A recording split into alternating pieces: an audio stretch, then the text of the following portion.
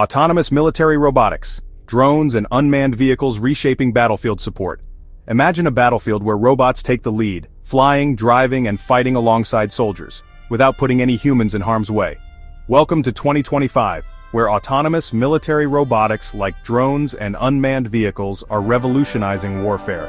Today's drones aren't just remotely controlled toys. They fly hours on end, gather intel, deliver precision strikes, and even carry out complex missions independently. Take the MQ-9 Reaper or the Bayraktar TB2, combat-proven drones changing the rules of aerial warfare with deadly accuracy and unmatched endurance.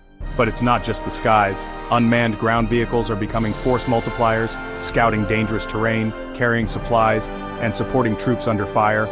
Military leaders around the world are racing to equip every division with these autonomous platforms, aimed at reducing risks and increasing battlefield effectiveness.